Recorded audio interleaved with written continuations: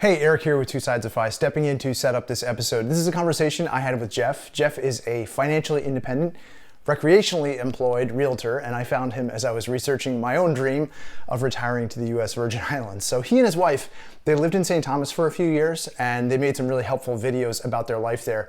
Just a really honest review of all the pros and cons of living on a tropical island. So Jeff went from broke at 38 to financially independent at 45. And he and his wife have 6 rental properties in total, and the income from those have enabled them to live in St. Thomas for a few years.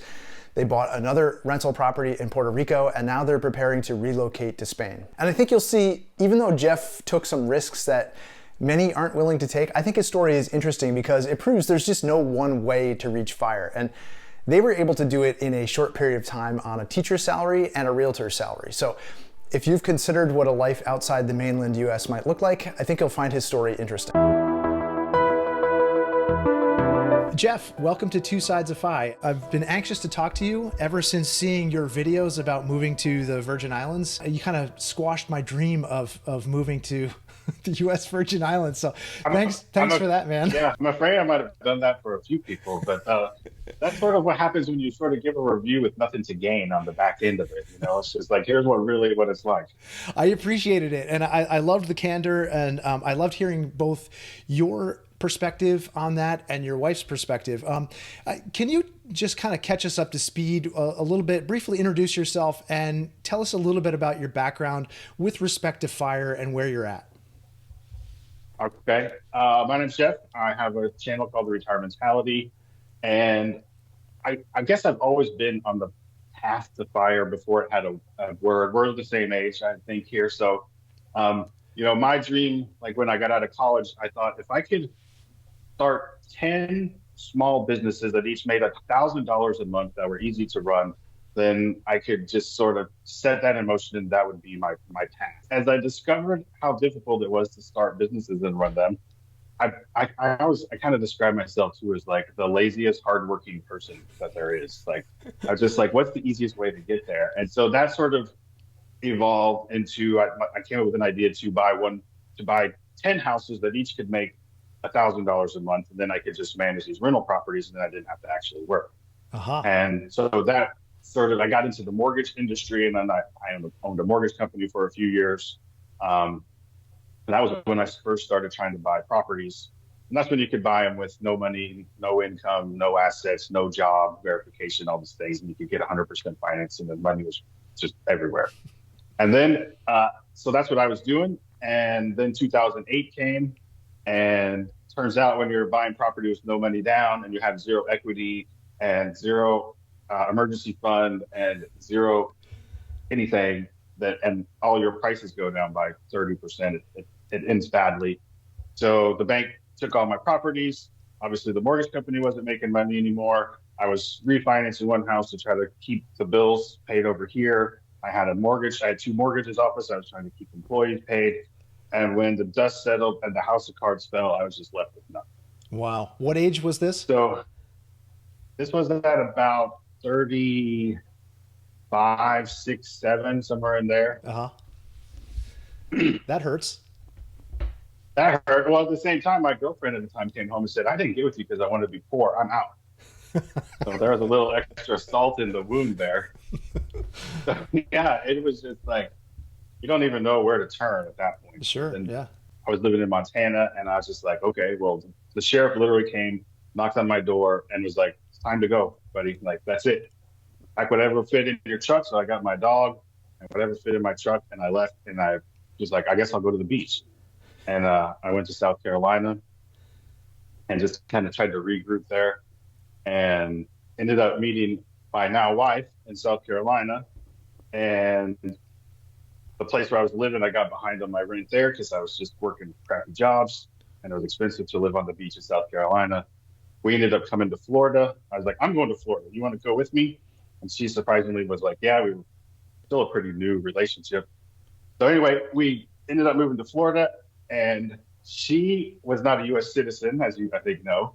So my credit, you can imagine, was like a minus 500, and she wasn't a U.S. citizen. So we couldn't get a loan. So I was like, she had 30 grand saved up. She had lived in Africa, and she's a Spanish teacher.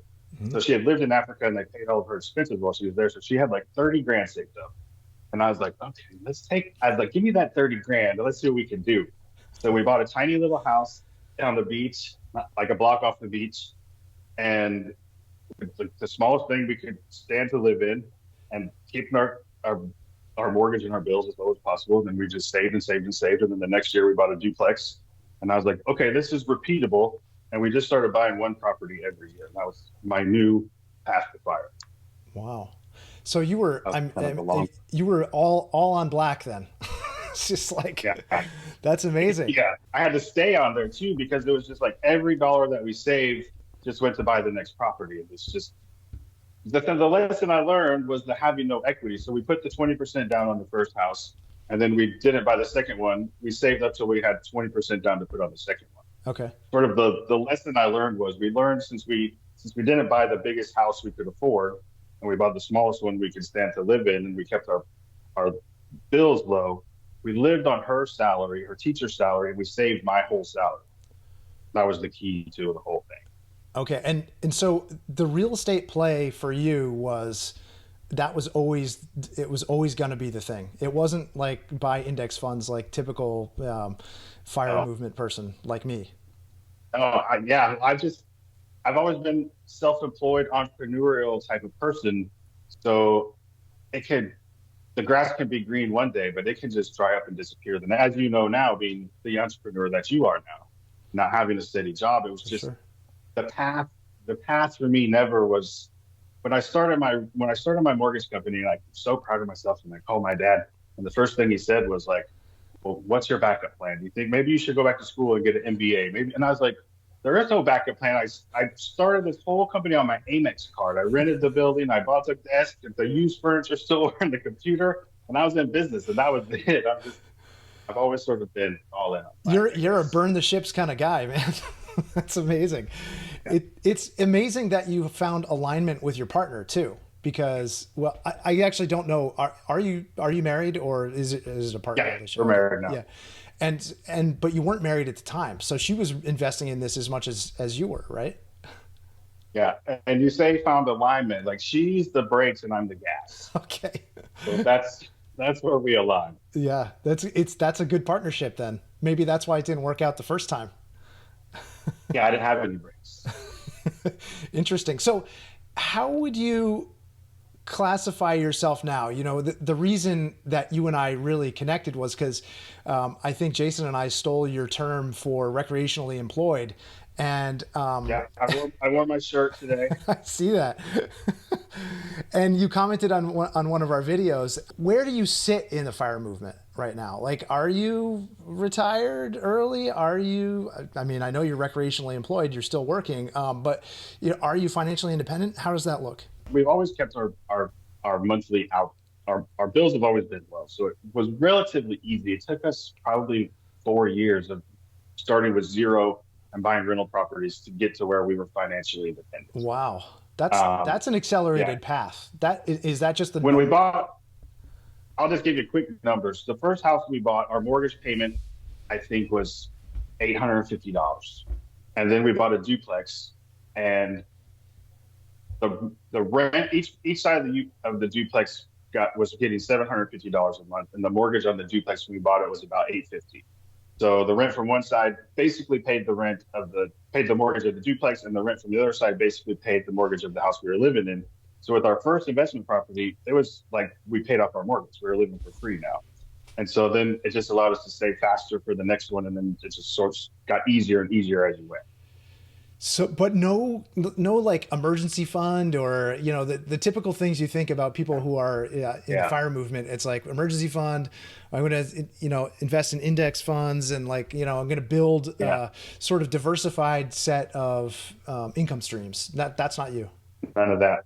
No, it was more of the Warren Buffett, like invested what you know, like why are you buying index funds? You know how to do this with real estate. You might have gone broke the first time. The principles were right. The execution was wrong.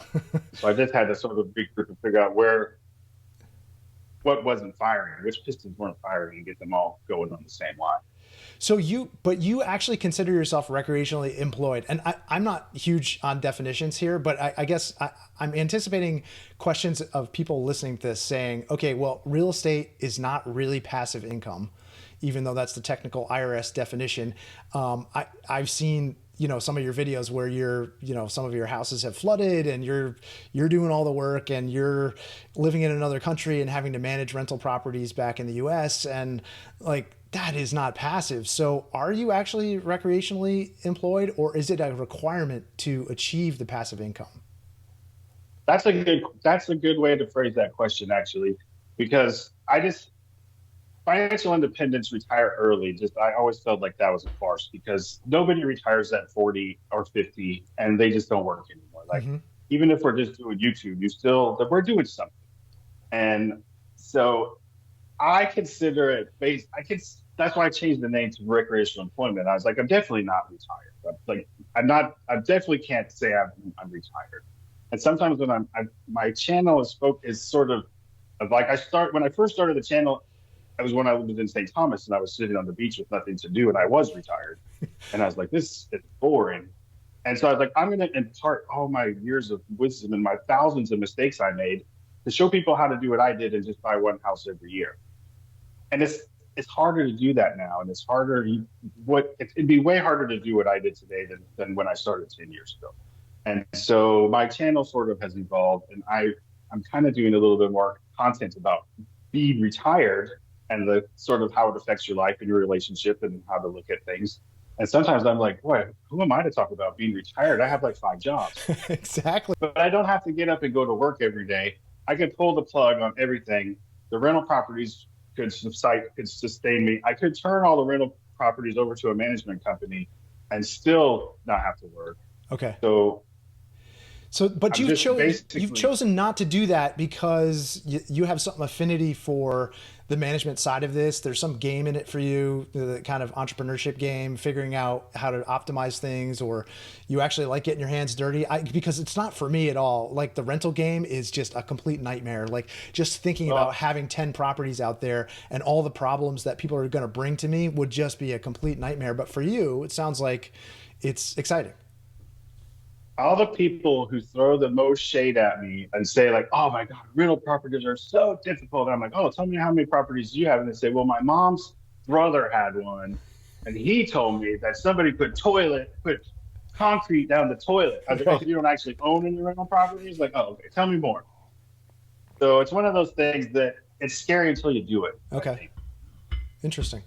And that's no judgment. That's half of your question. The other half of your question was, do I enjoy getting my hands dirty? And no, I don't enjoy it. Okay. At least you're honest. No. Yeah. I mean, starting from like broke, when I went broke, I had $1.2 million of debt and they took everything away. And then the banks were still suing me because I was personally guaranteed some of the loans that I had out. So I had lawsuits on top of debt, on top of being homeless. And so when you have to claw your way back from that, and also just being an entrepreneur my whole life and starting my mortgage business with my Amex card and everything else, you close a big deal and you don't go out and buy a Lamborghini. You close a big deal and you go, I can make payroll next month. This is going to be awesome. Yeah. Yep. So it's just like, at what point, I mean, it's like we used to clean all of the short-term rentals ourselves. And then we went on vacation for like 2 weeks and we had somebody clean them. And then we're like, that's pretty nice. You just kind of slowly turn things over to people more and more as you go. And we've been doing this for 10 years now. So there's more and more things that we're turning over. Like, okay, let's release, like we can afford it. Let's pay somebody to do these things. So. Yeah. I love that that you can project forward and say, it still works even if we have a management company involved. We're making a conscious choice not to do that, but financially, and it would have never in the beginning. Like the 20%, especially in the short term, you pay 20% to the management company, and that was basically our profit margin. So there's no way in the beginning we could have done it like that. It wouldn't have been possible. Sure, yeah. I'm sitting here in February in Maine, and it's snowing outside right now. And we take an annual trip to the U.S. Virgin Islands to St. John, and I love it down there. And I always had this fantasy of, once I reached FI, of getting a place down there and just moving and living there. And so that's one of the reasons why I came across your videos that were talking about, like, things we learned living in U.S. Virgin Islands. How did you guys make the transition? So you're living in Florida, you have rental properties in Florida, and you say, oh, I want to go to the islands. Tell me a little bit about how that came to be. So right before I went broke, like I was this close to like making it big before. So I was in the middle of my first flip house, and I was going to make like 400 grand off of this flip house. And then I was going to sell my mortgage company, and I was going to sell my 2 rental properties and my office building that I own. And I was going to cash out, and I had an island in Nicaragua picked out, and I was going to move. I was literally buy my own. I had my own island picked out that I was going to buy, and I had a boat picked out that held like 60 people, and I was going to call them Robinson Crusoe tours, and then the tour would end on my island, and like 6 people would stay in my little huts on my island, and that was my retirement dream. So then I went broke, none of that happened. So I've always had the island thing in the back of my mind. So the way that we actually did it, my wife came home. She's from Spain. And she was like, had a bad day. She's a school teacher. She, I guess, had a bad day at school. And she was like, I never thought I would live in America for 10 years. I need a change of scenery. And I was like, you can imagine how many crazy things she's let me do right in our life. And I was like, you know what? You let me do. It's your turn. What do you want to do? So she just started putting resumes out. And that was the first place that offered her a job. And we just sat here at my kitchen table, and we were like, what do we do? Will we regret? This is how I make all my decisions. It was like, would we regret more not to go, or would we regret more to go and fail and come back? And it's almost 99.9 times the answer is, I would regret more if we did not go live on a Caribbean island and see how this goes. And we just sight unseen, and we moved there. Wow, that's that's not the path for everybody, but that's very that's aligned with how you make decisions, I see. And but there's more to it than that, right? I mean, were there any financial sort of calculations that went into it, or was it just like, nah, we'll make it work? We'll make it work, basically, because before we left, I was a realtor, and I had talked to a realtor there to help us find a place, and she was like, well, you can come and work for me. But being a realtor is not something you can just pick up and move and start over. And I thought I would work as a realtor there and make some money, probably. It turned out to be much more difficult, and it wasn't fun working there. So other realtors on the island were very territorial, sure, and didn't want any new people to come into their territory. I would call realtors, and I would have a client that I got off of. I was doing some YouTube things and some TikTok things when I was there, and I was getting buyers, and I would call the listing agents. They have a buyer, we want to come and view your property, and they would say, who are you? And I'd say, I'm so and so with so and so, and they'd just be like, no. Ooh, wow. They would just say no, like, you're not showing my property. I'm like, what? That's wild. Yeah. Okay, interesting. So, that's hard to move your your business there.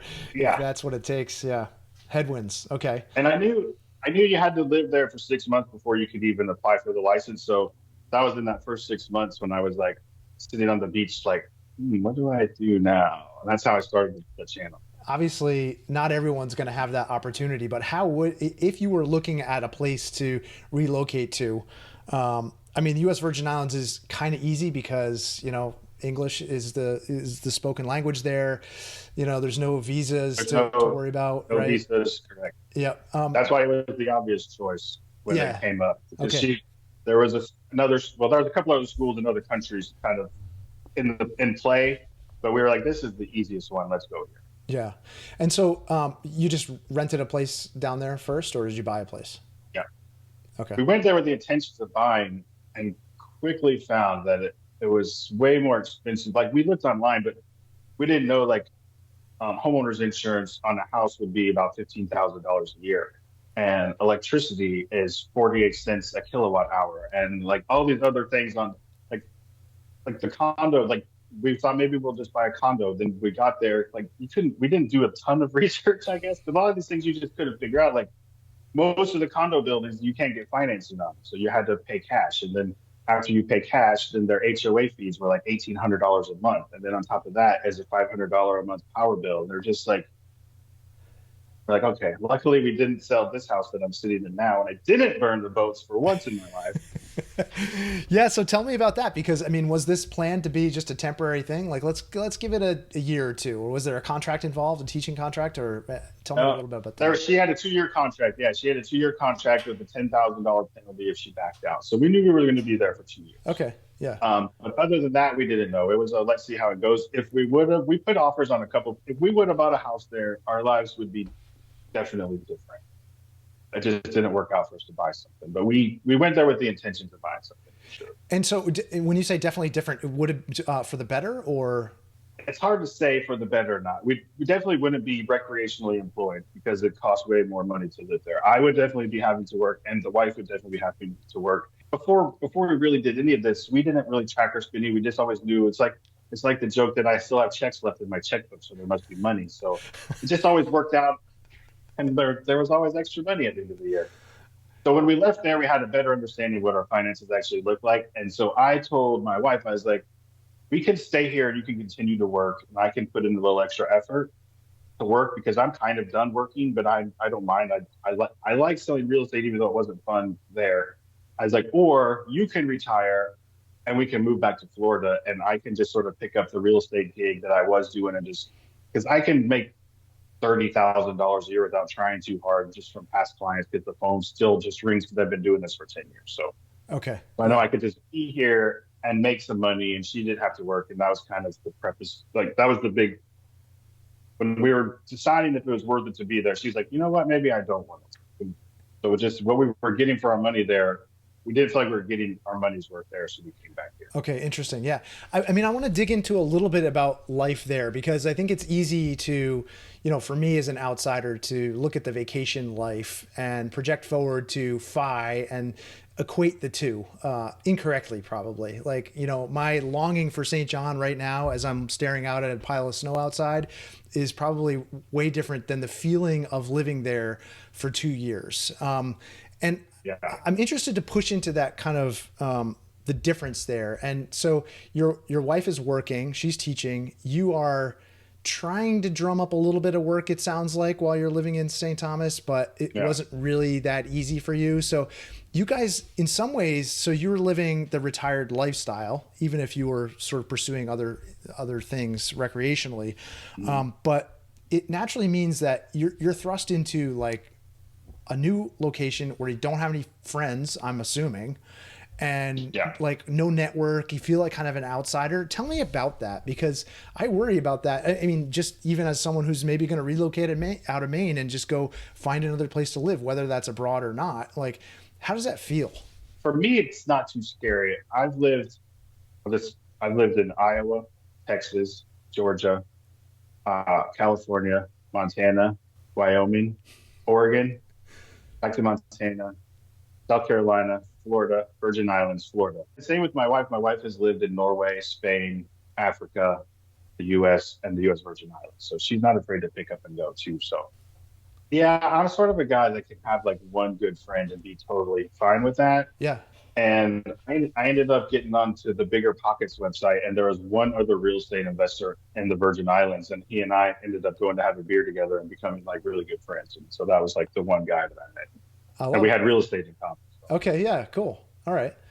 But so I know my wife is worried about this. Like when I spend a lot more time at home and it's just the two of us, like, is that the best for your relationship? How did that work between you two? Because I mean, obviously, you have this other tight friend, but you're probably spending a lot of time with your wife now in a different way, right? Well, not so. When we were there, pretty much she was going to work every day, and I had worked from home anyway as a realtor. So from that standpoint, things weren't very different. It was just like I really didn't have anything to do there. So then, sort of the dynamic between one spouse being retired and the other spouse not being retired. And like me and my buddy, we used to go sailing every Thursday and play pickleball on Tuesdays. And we did a lot of drinking on the beach because there was nothing else to do. And it's part of the island. It's the island culture. You're supposed to do that. Right. And so there's a little bit of guilt involved with like while your wife is slaving away to pay your rent, like you're like on a sailboat with a bottle of champagne, like popping corks with your buddy. Like so there's a different dynamic there. But I mean, I'm interested to know. I mean, you guys went down there with like grand dreams, I'm sure. And as I would look at it, that's kind of halfway to South America. It's easy access to Latin America. You got all the other islands down there. Even if you got a little bit of island fever, which it sounds like maybe you did, you got access to all these other places. Tell me a little bit about that. How did that work out for you? that was actually one of the bigger disappointments was we had grand hopes of island hopping and going to all the down island chain. And it was super expensive to do that. And you end up half the time flying through Miami before Oh, you go somewhere else. And there's some little puddle jumpers you could get, but the prices were just ridiculous. The only easy place to hop back and forth from was Puerto Rico. You could catch a 18-minute flight for $38 over to Puerto Rico. So we started going to Puerto Rico a lot.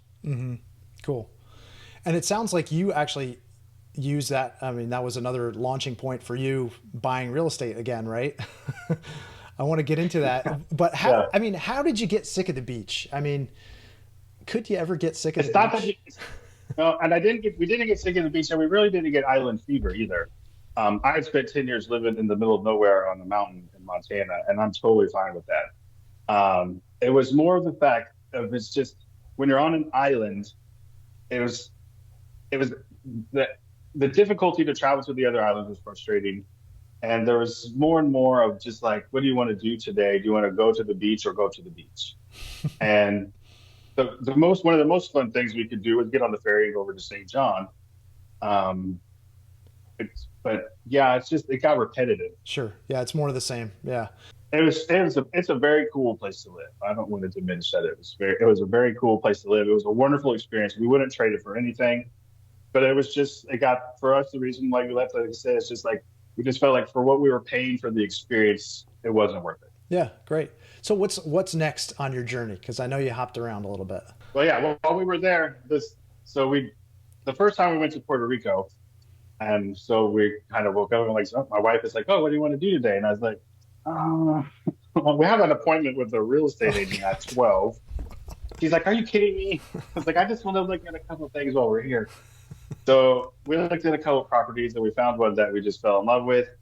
And we couldn't come to an agreement on the price with the guy. And ended up, I loved that house so much and I loved the little neighborhood it was in. Sort of made friends with the guy that I couldn't agree on a price with. And he's my neighbor across the street. I bought a house across the street from him.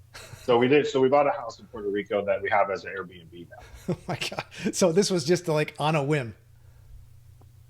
Well, we did. It was no, I shouldn't. It took us like three more trips over there before we Okay. bought. So, I mean, this kind of brings up the question though, how do you do research? Is it just, I mean, sounds like it's maybe more emotional or gut feel than anything else, but how do you do Yeah, it? I'm not a spreadsheet guy. I'm not a huge number I'm cruncher. sensing that.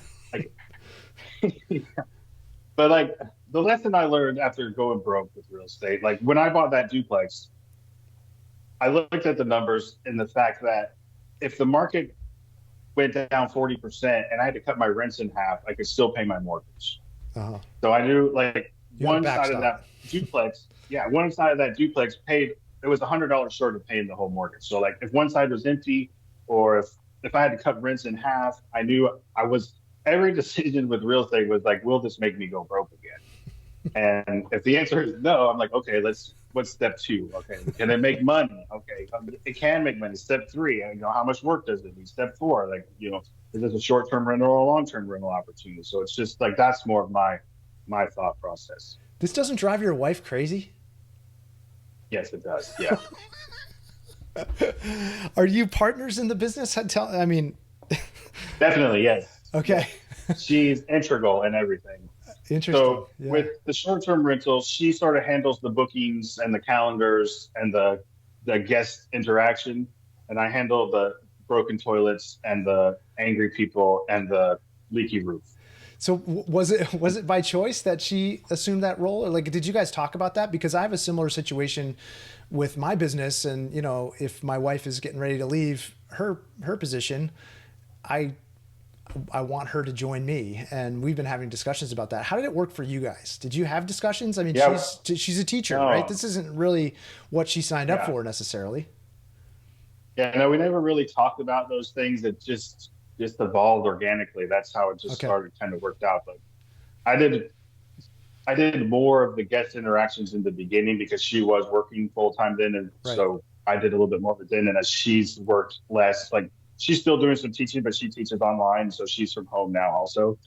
So she has more time to do those things, and so sometimes she feels, I think, a little bit like I haven't done anything for 3 days or 5 days or a week, and she's doing all these guest interactions, and then all of a sudden there's a huge problem, and she just goes, "Okay, have fun," and then now she's like, "Okay, now it makes sense. Go do your thing." So Yeah, it interesting. works out. Okay, I love that. Yeah, we haven't.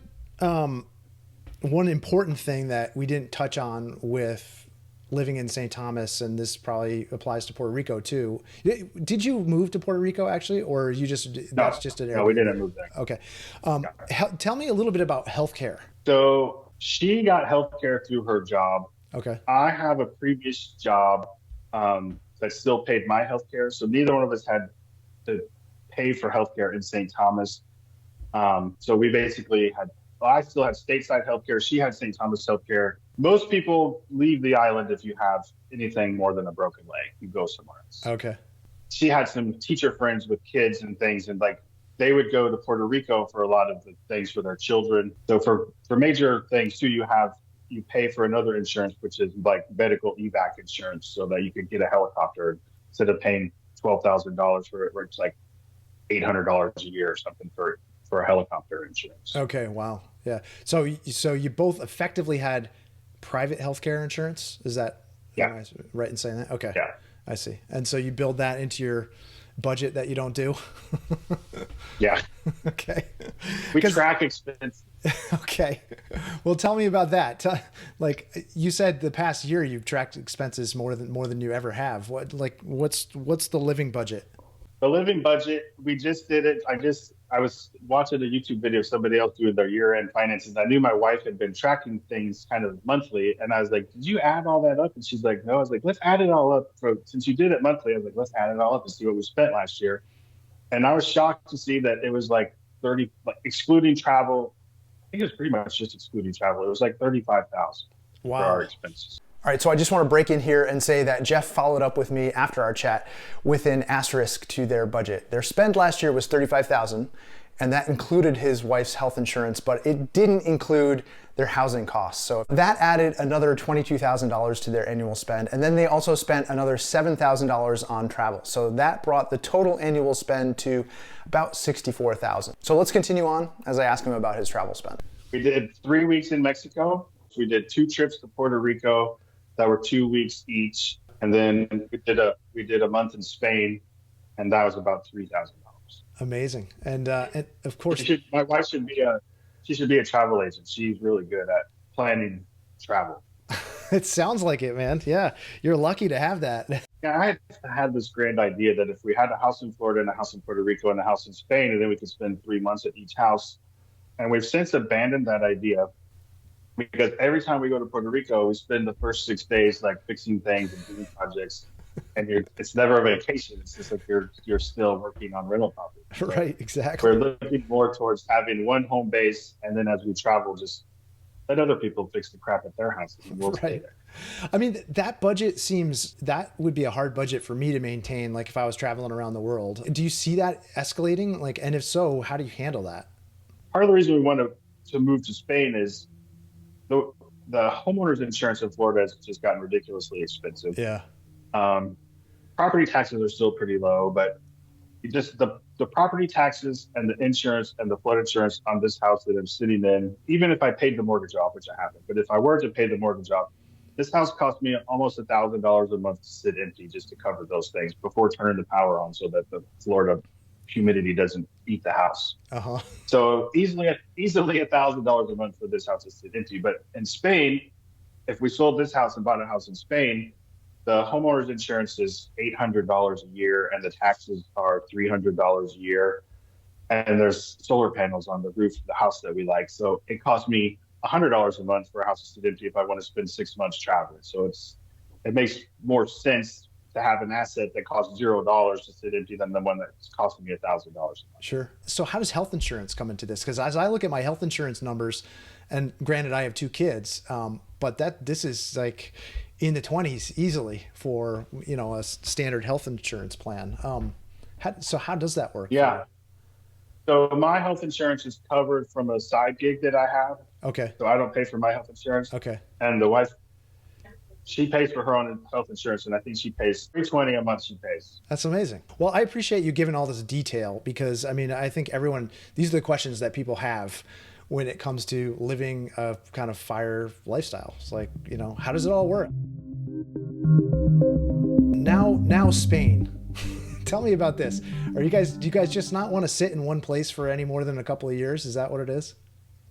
Yeah, the longest I've ever been anywhere is 8 years, and it was sort of a pattern for a while. But yeah, it's just I'm really looking forward to a new adventure. I feel like the longer I'm in a place, the lazier I get, and I just really fall into I don't want to call it a rut, but just like the daily routine and the things that you do, and I just really feel like I just need to shake it up every few years. I love it. So you know, one of the videos that I watched on your channel recently showed you guys kind of going, you know, picking a place in Spain and then just driving along the coast and like we're going to check this out. Tell me about the thought process there. Like, did you guys target different areas? Like, obviously your wife has family back there.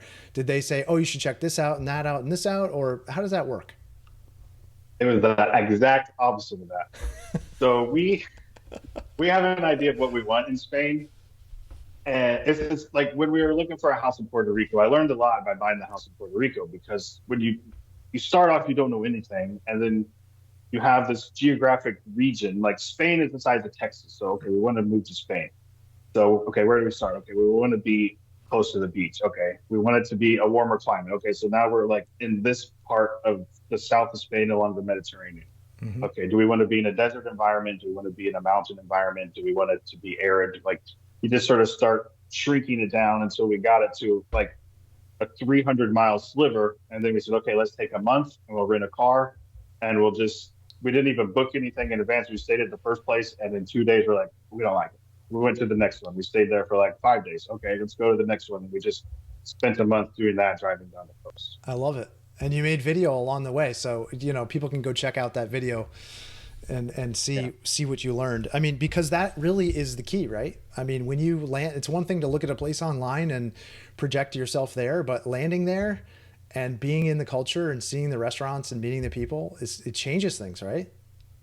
Yeah. And what you can do, I'm in all these Facebook groups in Spain. You do I learned I didn't do maybe enough research for St. Thomas, so I did maybe too much research. I've been saving for 2 years. I've been saving properties in Spain. I have like 213 properties saved in their version of Zillow. Oh my God. So, and then we went to the place that I thought was going to be our first choice because there's an international airport and it's right on the beach and it's pretty affordable. And we got there and the town was ugly, and it was just, we were like, no, it was too big, it was too crowded, it was too noisy, and it was dirty. And we are like, no, this is not the vision of living on the Mediterranean in Europe that I had in mind. And tell me a little bit about how you approach the language barrier, because you don't speak Spanish, right? That's right, yeah. Or traveler Spanish. Un poquito. I do, but like a small child. You speak to me like I'm 4 years old. I can get by. Okay, but I mean, that's not conducive to like relocating and living a life there, though, is it? No, well, yes and no. Like when I've spent weeks at a time by myself in Puerto Rico. Well, our house in Puerto Rico it's not the tourist area. It's very Puerto Rican, and I've been there for 2 or 3 weeks at a time, and I can converse and go to the Home Depot and buy things and go out to eat and get dinner. It's not conducive to have a Puerto Rican friend and hanging out with them that doesn't speak any English. Right.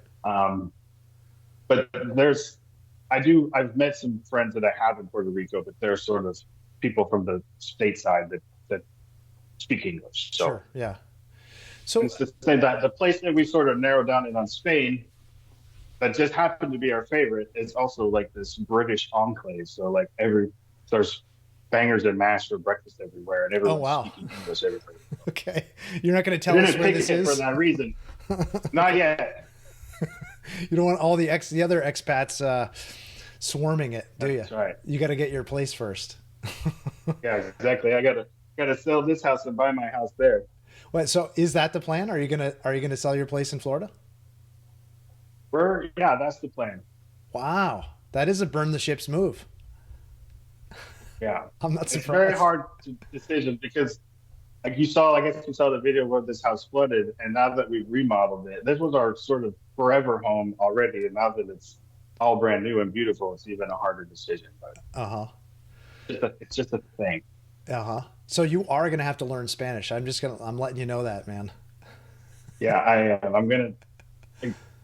Well, I'm married to a Spanish teacher, but her teaching style and my learning style are not conducive. I think it's like they say, like never teach your spouse to play golf or to ski. Like I think it's for us, it's one of those things. I'm gonna have to get my own language coach when we get there. Yeah, Duolingo, man. I don't know. It sounds like we may be alike, but I have a real mental block for learning other languages, and I don't know if that's just Yeah. because I'm an American or what it is. But I feel incapable of doing it. But it really For shuts me, down your options if you can't learn another yeah, language. Because Spain is super attractive to me.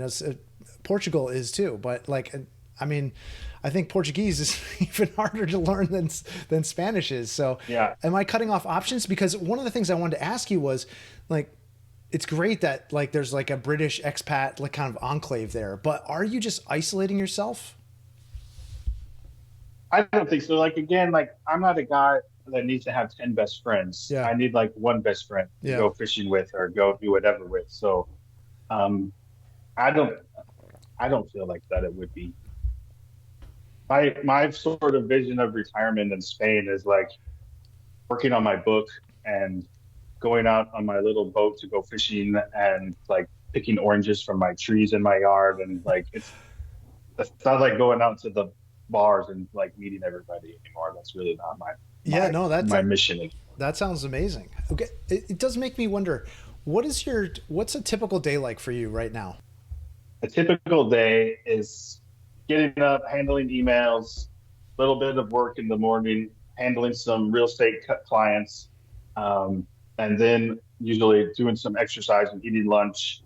And then in the afternoon, it just sort of takes me where it needs to go. If I every like, every couple of days, something needs to be done at a property, and I go across the street. And there's a beach right there. I do go fishing, and so for the winter, it's been a lot more sitting in front of the computer. But I'm ready for spring to get back, and I have a group of buddies that we go fishing at least once a week on a boat. So Oh, awesome. What are you fishing for? we're fishing mainly for red snapper, grouper, trigger, that sort of thing.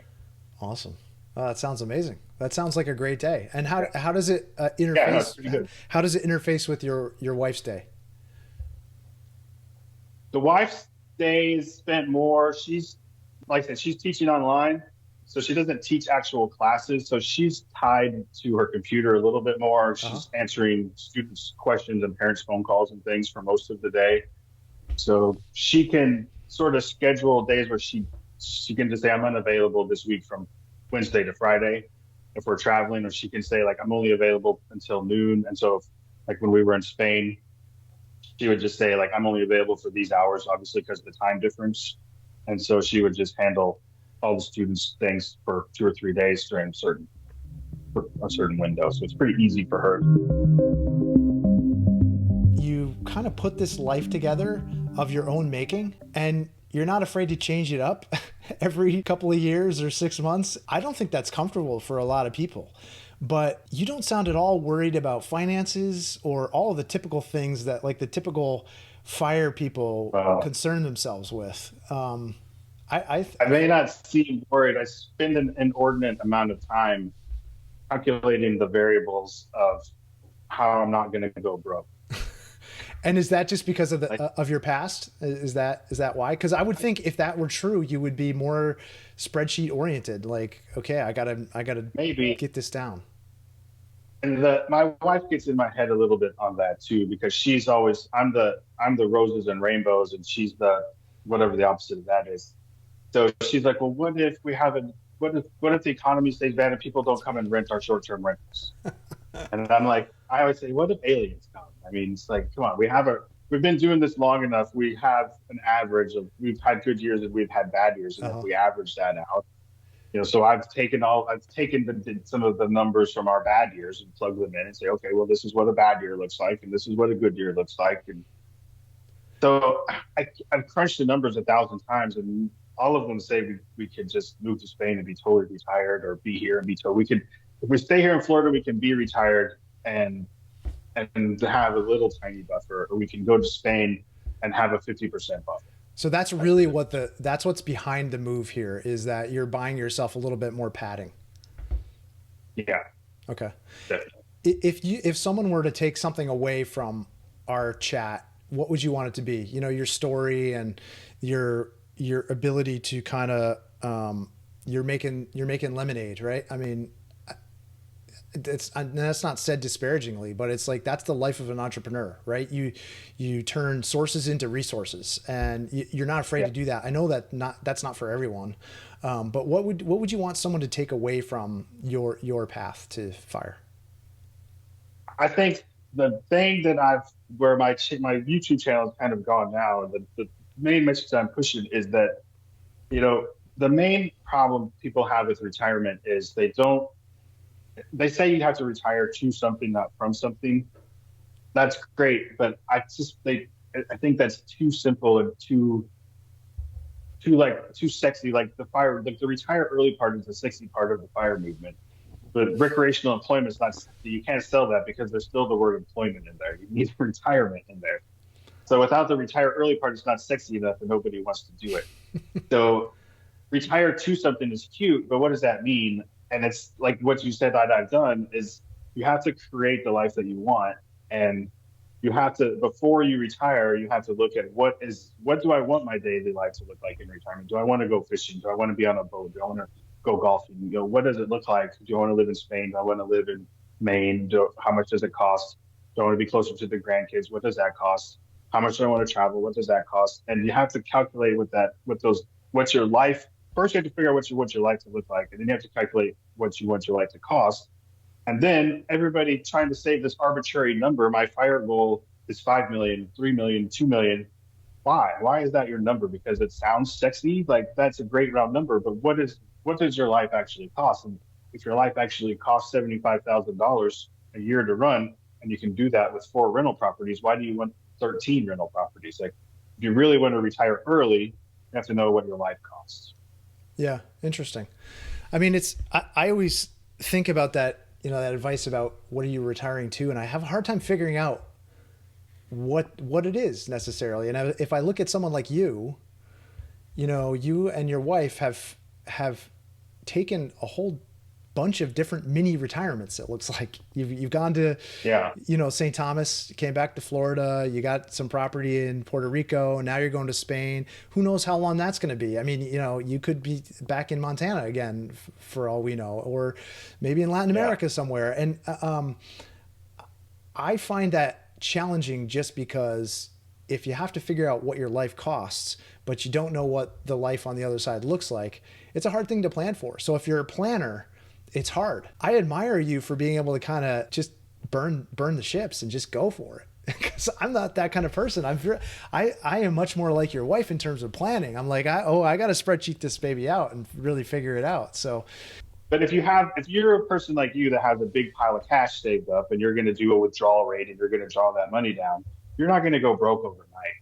So, if you have a long enough runway, you can make changes, you can change lanes, you yeah, can have stop gaps, you can have kickstands and whatever words you want to use, but you you can readjust and you can go back and invent another studio like yours that you have.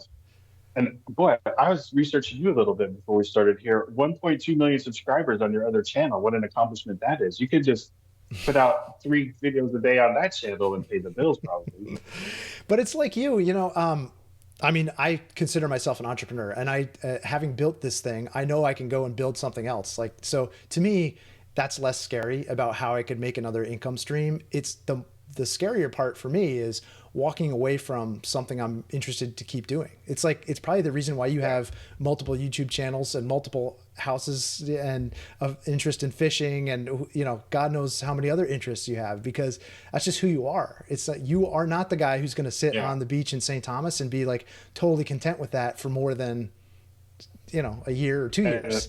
And it's funny too, because like I say, I'm the self-proclaimed lazy person, and I thought that just living on the beach would just I'd be totally content with that, but not there yet. Yeah, man, it's interesting. I love speaking to other people who have created businesses, because it's like, in so many ways it's doing life on hard mode. It's not easy. It's not easy to set that up. Yeah. And you're proof that, you know, you went broke at 38 or whatever and retire at 45 and then choose what you want to do. And like, that's pretty amazing. Yeah. And that doesn't happen with just a regular job. You got to take some real risks. And so I applaud the risks you've taken, and I appreciate you sharing your story, because it's non-traditional, but it's open and available to everybody. And I love that. Well, and another takeaway that I guess I would like for people to see is, whenever people talk about investing in real estate and you go on the bigger pockets or these YouTubers, it's always like the only people that get any media players, like the guy that has 300 units. And it's like, I have 6 units, and it took 4 for me to hit financial independence. And we were able to do that in 4 years because we don't have kids and we kept our expenses low. But even if you could do it in 8 years or 10 years, and you could reach financial independence buying 1 duplex every 2 or 3 years, it's doable for people. Like, she was a school teacher making 50 grand a year, and I was selling real estate, and I never crushed it out of the park. I was making between 50 and 100 most years. So we were doing that on, you know, under 150 easily, just saving up a down payment for a house and then rinse and repeat. And it's doable for anybody. It's not the way most people want to save up the big pile of money. But there's more than one way to skin a cat. Yeah, and I love that there are so many definitions of FI, and this is just another gradation of that. And you found a way to make it work for you. And I presume the trade-off is you get to call the shots every day. And for me, I'm unemployable, you know, and I know you are too. And you'd never go back to working for somebody else. And that's the ultimate freedom, I think. And to do something and live in a place that you want to be, it's even better. So yeah, I appreciate you coming on here and chatting with me. And I wish you the best. I hope people go and follow your channel and, you know, watch you and your wife as you possibly move to Spain. What's the timeline for it? We'll have to see. And it's all just sort of depends on selling this house. That's the first thing. So we've got one of our other rental properties for sale also. So we'll see kind of how the market goes, but we're ready to go anytime. That's amazing, man. Thanks for all your time. It's been a ton of time, I know. And hopefully you're going to go off to the beach and go have a beer or something. I need to go fishing on the beach. I haven't done that for a while, but I think this weekend could be the day. Yeah, right on. Cool, man. Well, thanks. Yeah, I appreciate you having me on. This was fun. Yeah, cheers. Take care. All right, buddy. All right, bye-bye.